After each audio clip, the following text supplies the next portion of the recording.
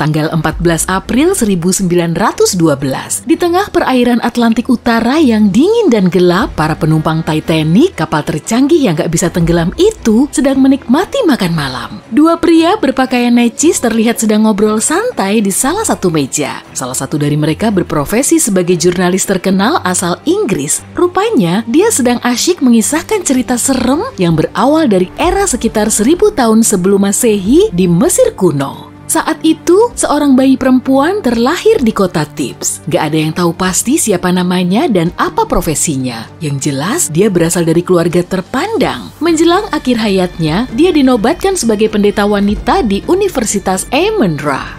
Tubuhnya diawetkan, dimasukkan ke peti kayu, kemudian diberi tutup besar bergambar wanita dan tulisan misterius. Dia dimakamkan di Thebes bersama para bangsawan lain. Mumi ini telah bersemayam selama 3000 tahun dan lokasi pemakamannya masih dirahasiakan. Pada awal pertengahan abad ke-19, sejumlah penduduk lokal nggak sengaja nemu makam kuno ini dan malah mengusik ketenangan sang pendeta. Nggak ada yang bisa ngejelasin kronologi pastinya pada saat itu. Menurut cerita, mumi itu dikeluarkan dari petinya lalu menghilang tanpa jejak. Beberapa puluh tahun kemudian, 4 pengusaha asal Inggris menyusuri hulu sungai Nil saat mereka mengunjungi Mesir. Awalnya, mereka mendatangi area penggalian kuil Amun Ra di dekat kota Luxor. Dan di sana, mereka nemu peti mumi kosong. Di peti itu terdapat gambar pendeta wanita bermata gelap yang sedang menerawang jauh seakan-akan memancarkan aura jahat. Mereka memang nggak tahu asal-muasal peti itu, tapi sangat takjub dengan keindahan dan energinya. Jadi salah satu dari mereka membeli peti itu dari penduduk lokal, tapi si pembeli malah menghilang di malam yang sama saat peti itu diantar ke tempat penginapannya. Beberapa orang mengaku telah melihat pria itu keluar dari hotel menuju gurun, dan nggak ada yang tahu dia mau apa. Orang lain pun nggak melihatnya lagi setelah itu.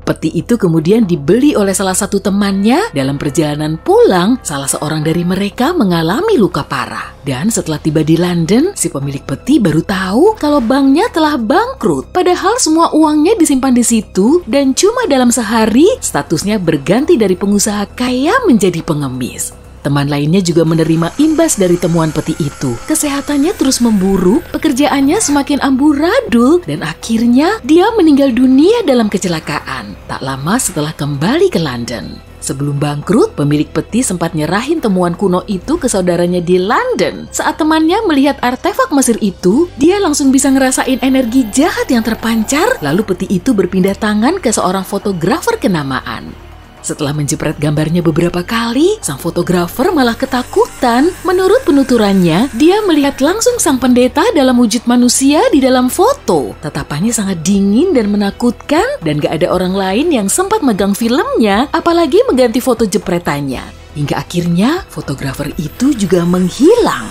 Dari sinilah ceritanya makin gak jelas. Ada yang bilang peti itu diserahin ke British Museum, lalu si pengantar peti meninggal dunia setelah menjalankan tugasnya. Asistennya juga mengalami kecelakaan serius. Ada juga versi lain yang mengatakan artefak dari kuburan Mesir itu dibeli pengusaha kaya. Kemudian 3 anggota keluarganya juga mengalami kecelakaan dan rumahnya kebakaran. Karena yakin peti itu memiliki kekuatan jahat, dia menyerahkannya ke British Museum. Cerita dari jurnalis di Titanic ini telah mengalihkan perhatian si lawan bicara. Sampai-sampai makan malamnya cuma dianggurin sampai dingin. Kok Anda bisa tahu ceritanya sampai sedetail ini? Tanyanya. Si jurnalis kemudian menjawab, saya sudah nyari tahu soal mumi ini selama berbulan-bulan. Dia nemu bukti semua insiden tersebut, kemudian menggabungkan semua gambarnya. Terus lanjutannya gimana? Balasnya. Peti mumi itu sudah ada di tempat yang semestinya, dan jasad si pendeta telah dikelilingi para raja dan ratu lain dari berbagai era. Tapi misteri yang melingkupinya masih belum terpecahkan. Ilmuwan dan ahli bahasa kuno berupaya meneliti semua simbol yang tertera pada peti. Menurut kesimpulan mereka, sebagian besar dari tulisan itu berisi kutukan dan nasib buruk bagi siapapun yang berani mengusik ketenangan sang pendeta. Tiap malam, para penjaga dan staf museum bisa mendengar ketukan disertai isak dan jeritan yang bersumber dari peti tersebut. Artefak lain di dalam museum itu juga ikut berserakan. Banyak orang mulai percaya kalau roh sang pendeta terus menggunakan kekuatan sihirnya. Seorang kolektor akhirnya tertarik dengan peti ini, kemudian membelinya dari museum. Sebetulnya sih bukan untuk dikoleksi, tapi agar kekuatan jahatnya bisa dihilangkan. Entah gimana caranya, dia nggak berhasil melakukannya. Lalu dia menjualnya kepada arkeolog terpandang asal Amerika, dan si arkeolog kemudian memindahkan mumi itu ke New York. Dan kelanjutannya gimana? Desak si lawan bicara pada jurnalis itu. Udah gitu aja, jawab jurnalis. Saya kurang paham apa yang terjadi selanjutnya. Mumi itu ada di mana? Jurnalis itu menatap lawan bicaranya penuh semangat. Mumi sang pendeta ada di sini, di atas Titanic, ujarnya.